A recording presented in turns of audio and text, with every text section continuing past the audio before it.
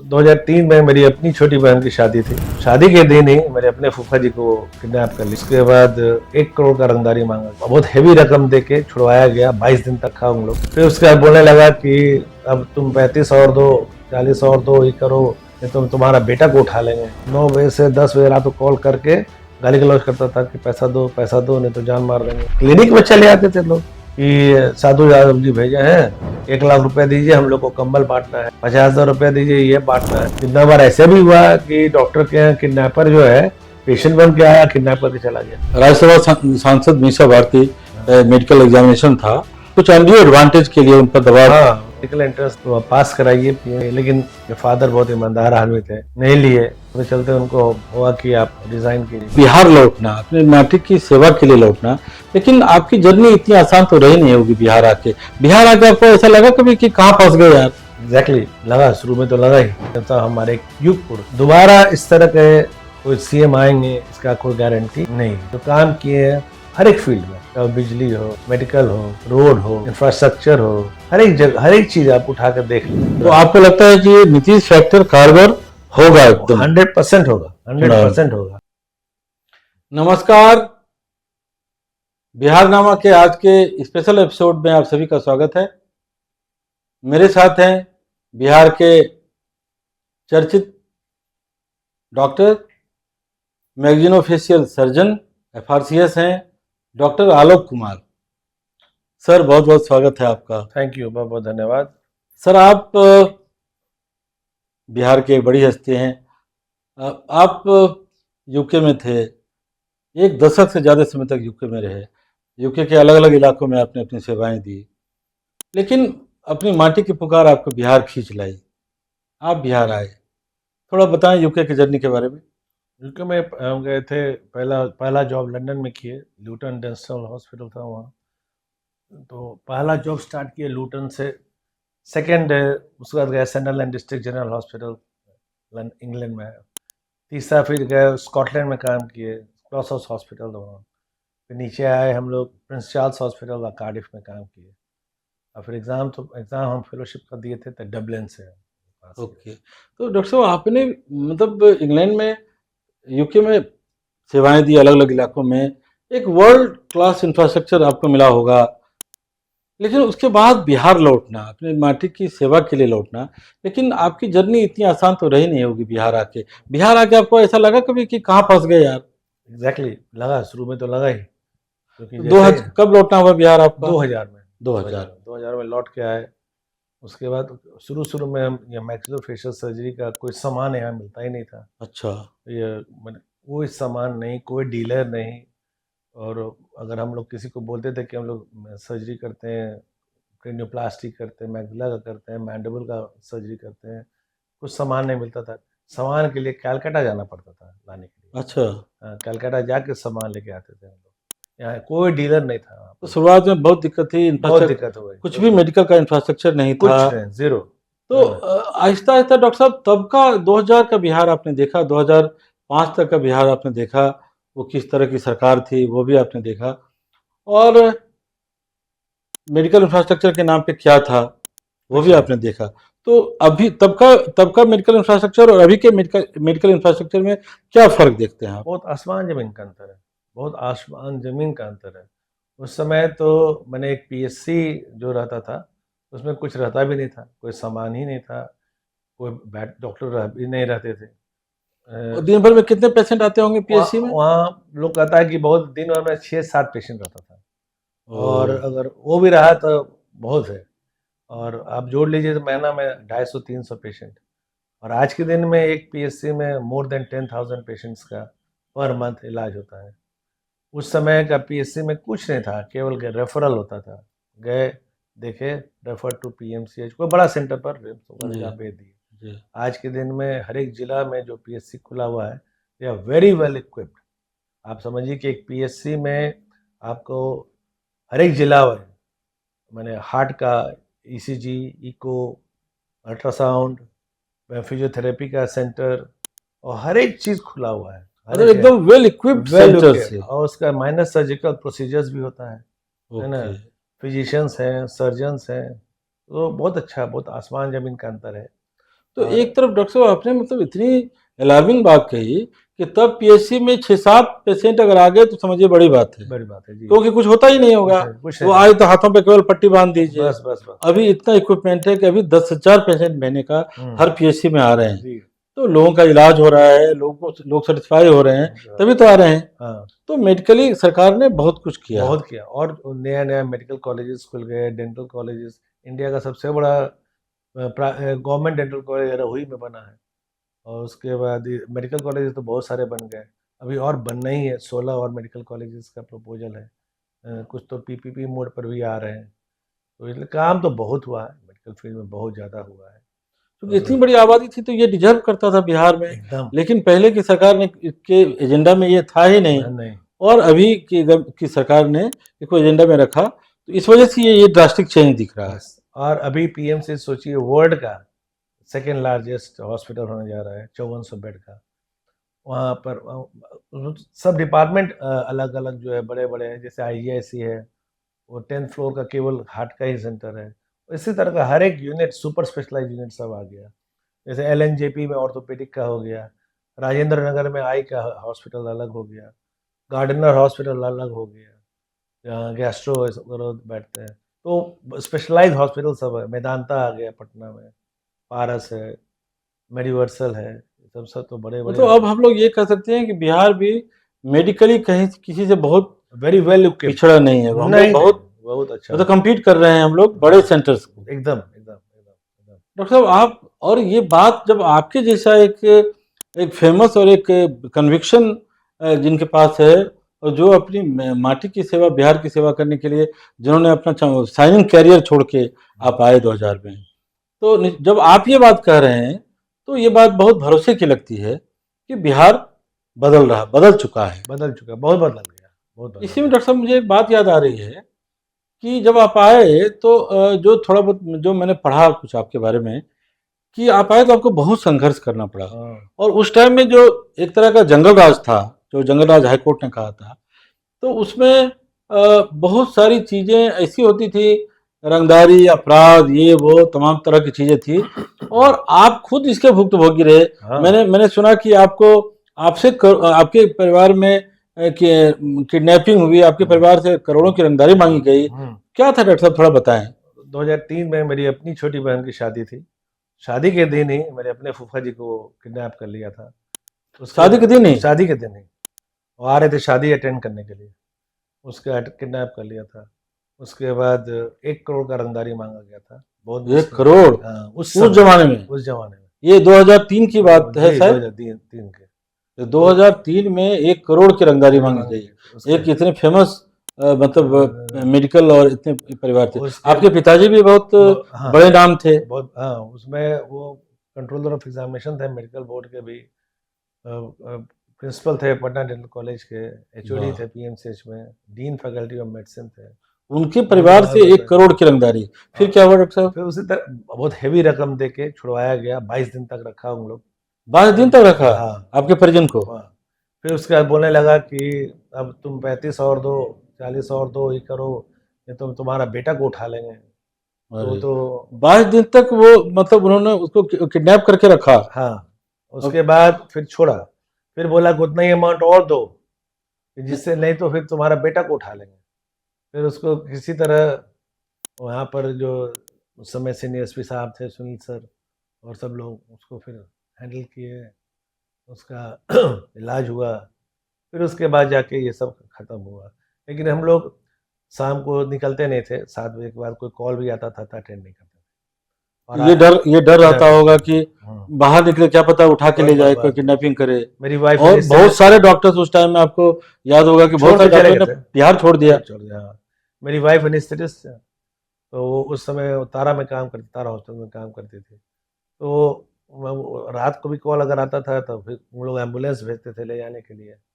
और आज के दिन में तो जहाँ काम करती है अकेले 2 बजे 3 बजे सुबह भी आना होता है, आना जाना, अकेले गाड़ी चला के जाती है, आती है, कोई दिक्कत नहीं है। ये बहुत खतरनाक बात डॉक्टर साहब आपने बताई कि मतलब आप तो एकदम एग्जाम्पल हैं कि आपने उस टेरेनी को, उस ट्रॉमा को झेला है। कि आपकी फैमिली में 22 दिन किसी का किडनैप करके रखा जाए। डेली रात को 9 बजे से 10 बजे रात को कॉल करके गाली गलौज करता था कि पैसा दो नहीं तो जान मार देंगे, जान मार देंगे। डेली का तमाशा था ये। 22 दिन के बाद छोड़ा था। तो एक परसेप्शन ये है कि उस टाइम जो तमाम इस तरह के किडनैपर्स और ये थे, उनको सत्ता का संरक्षण था। हाँ, तो बोलता ही था। तो वो ये किडनैपर बोलते थे ऐसा? हाँ, बोलता था कि पैसा दो, इसी पैसा से मेरे को एमएलसी बनना है, जाके वहाँ हाउस में देना है, एमएलसी बनना है। वो तो उस समय रिकॉर्डिंग होता था, सब रिकॉर्डेड है। ऐसे खुल के बोलता था? खुल के बोलता था। अपराधी बोलता था अपराधी कि बोलता ये रंगदारी के पैसे से मुझे एमएलसी बनना है? एमएलसी बनना है। और ये तमाम चीजें रिकॉर्ड पे होती थी? रिकॉर्ड है, हाँ हाँ, पुलिस रिकॉर्ड करती निश्चित थी, तौर पे। कॉन्वर्सेशन को रिकॉर्ड करती थी, वो सब रिकॉर्डेड है वो सब। ये बहुत दुर्भाग्यपूर्ण है। हाँ, और डॉक्टर साहब, मैं एक बात तो ये कह रहा था कि जो तब का बिहार आपने देखा, वो आतंक से भरा हुआ, डर से, दहशत से भरा हुआ, कि आपके जैसा हिम्मती आदमी जिसको अपनी जमीन के लिए कुछ करने की चाह थी, उनको अगर सामने निकलने में डर होता था, तो आप सोचिए कि ये दहशत मन में किस लेवल पे था। हाँ ही। बहुत सारे डॉक्टर्स ने छोड़ दिया था। तो तब के बिहार को, अभी के बिहार को जब आप देखते हैं, तो आपको एक लार्जर फर्क क्या दिखता है? बहुत आसमान जमीन का फर्क है। अभी हम लोग को डर नाम का चीज नहीं है। जब किसी हॉस्पिटल से जहाँ कॉल आता है, जैसे हम मेडिवर्सल में काम करते हैं, 2 बजे रात को भी आएगा, 2 बजे रात को जाके पेशेंट देखते हैं। मेरी वाइफ को भी अगर कॉल आता है 2 बजे, 3 बजे, जिस समय भी जाती है, कोई दिक्कत नहीं है, आए गए। और बहुत अच्छा माहौल हो गया है हम लोग का। मैंने ऐसा नहीं है कि डर है मन में कि कोई कुछ बोलेगा, करेगा, गोली मार देगा, इस तरह का तो था नहीं। पहले तो फ़ोन पर फ़ोन आता था, नहीं देखो पैसा दो। किडनैपिंग के बाद भी फ़ोन आता था, अच्छा। कभी 1 लाख रुपए दो, नहीं तो 50 लाख, 1000 दो, कभी 2 लाख दो, नहीं तो गोली मार देंगे, कभी 5 लाख दो तो गोली मार देंगे। अब ये सब चीज़ फ़ोन तो नहीं आता है। मतलब एक बार किडनैपर को रैंसम मिल भी गया मान उसके लीजिए, बावजूद भी उसके बाद भी वो टॉपअप के लिए फोन हाँ, करता फोन था? करता था। अच्छा, कि हाँ, जब जब कुछ घटा तो मतलब आप एटीएम है उसके? हाँ, बस मैंने कि और दूसरे लोग भी कि हमको, हम क्लिनिक में चले आते थे लोग कि साधु यादव जी भेजे हैं, 1 लाख रुपए दीजिए, हम लोग को कंबल बांटना है, 50,000 रुपया दीजिए, ये बांटना है। कुछ भी बहाना लेके हम लोग परेशान रहते थे। और 6 बजे के बाद तो क्लिनिक खोलते भी नहीं थे हम लोग। आज के दिन में तो कोई सोचना ही नहीं है। तो बताइए, सीरियस पेशेंट्स का क्या होता होगा? बहुत बहुत दिक्कत होता था। कितना बार ऐसा होता था कि पेशेंट आके गिड़गिड़ाता था रात को, डरते थे हम लोग खोलने में भी कि पेशेंट है कि किडनैपर है, कौन जानता है।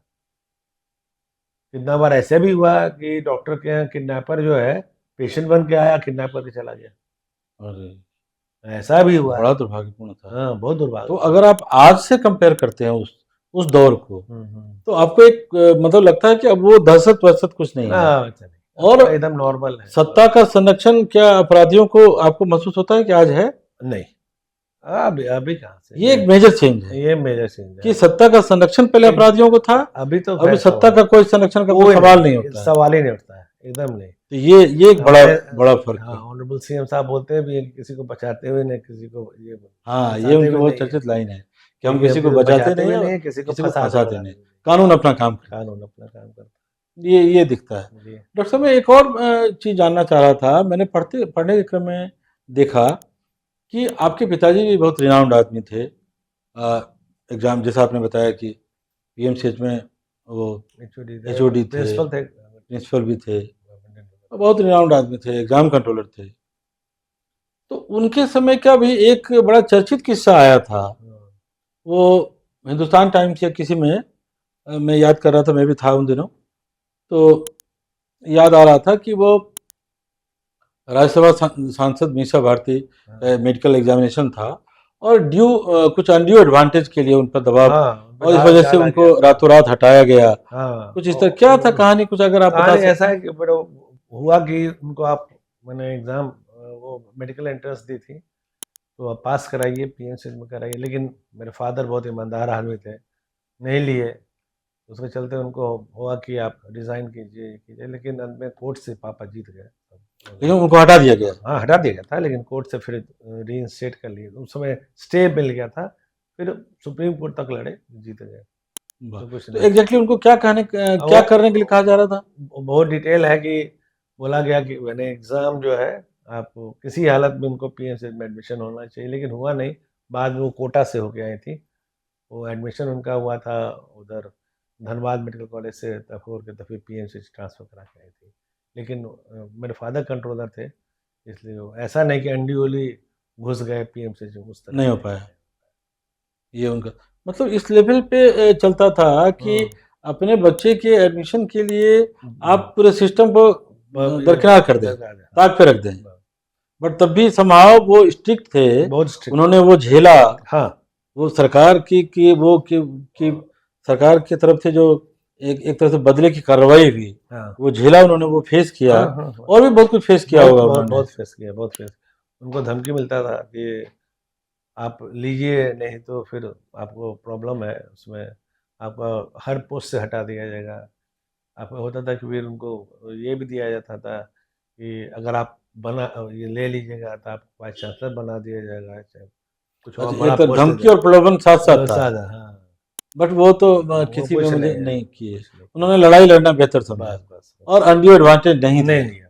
तो समझिए कि ये कितना मतलब ये कितनी तकलीफ की बात है हम्म, कि सत्ता संरक्षित बहुत बहुत इस बहुत तरह से बहुत खेल हो, डेंजर। तो आम आदमी कहाँ न्याय की उम्मीद करेगा, सही बात है। आम आदमी कहाँ फरियाद लेके नहीं, जाएगा, कहीं नहीं। जब सत्ता के शीर्ष पर बैठे हुए आदमी आदमी को को ही इस तरह का एनडीओ चाहिए, सही बात, तो आप दूसरों के लिए एक क्या रोल मॉडल बनेंगे, सवाल ही नहीं उठता है। नहीं, नहीं। ये बड़ा।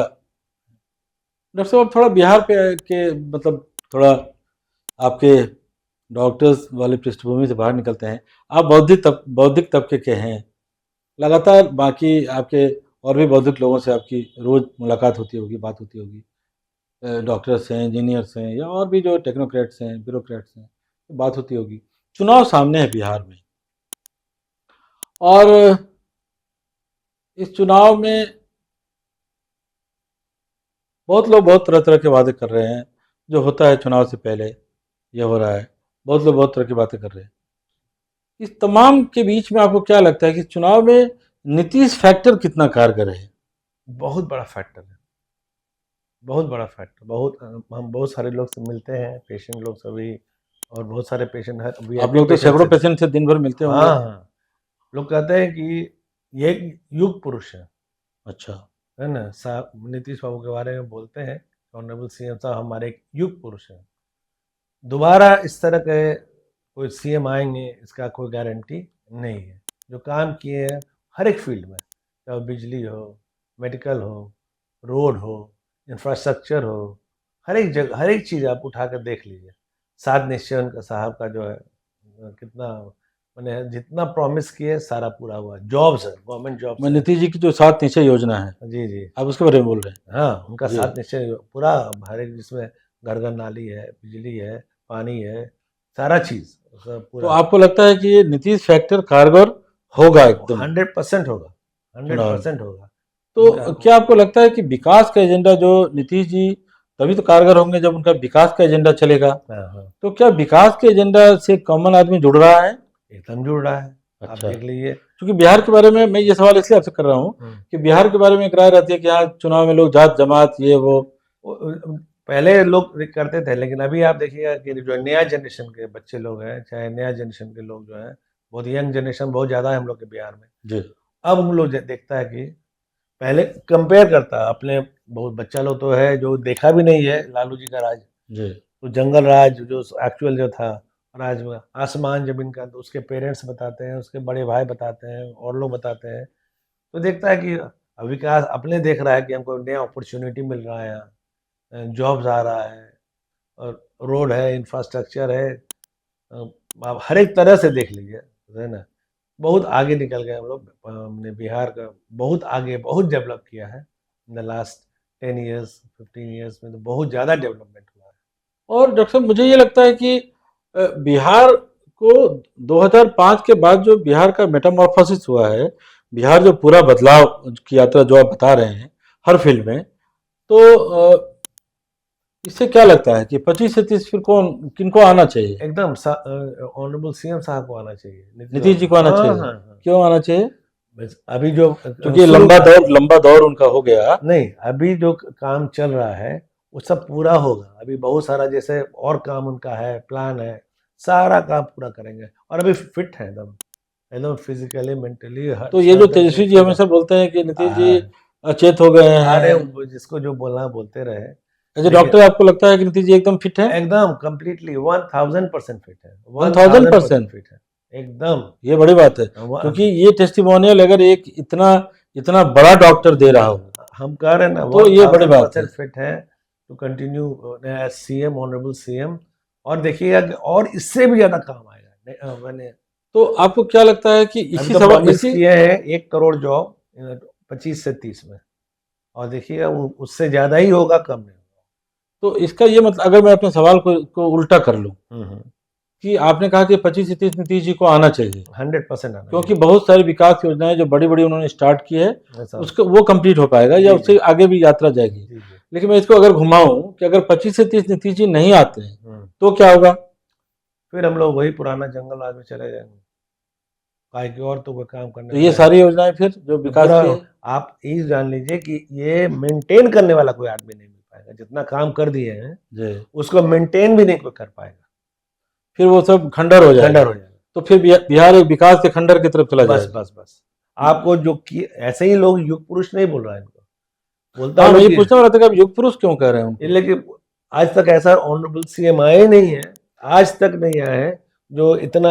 अच्छा, एक लांछन है उनके ऊपर, एक दाग है उनके ऊपर? नहीं, व्यक्तिगत दाग तो नहीं है। तो फिर मैंने ईमानदारी का एक मैंने हाँ, तो उन पर कोई व्यक्तिगत दाग नहीं है। हाँ, ये तो ये बात तो हम लोग बिहार से बाहर गर्व से कहते हैं कि भाई हमारे मुख्यमंत्री पर मोस्ट जब ऑनेस्ट सीएम है आज तक की हिस्ट्री में, इंडिपेंडेंट इंडिया में।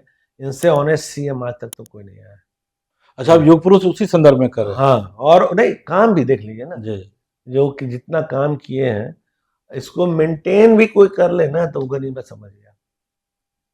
और ये रहेंगे तो अभी और 5 साल जो अपना काम शुरू किए हैं, बड़ा बड़ा बहुत सारा प्रोजेक्ट सब है, तो कंप्लीट हो जाएगा।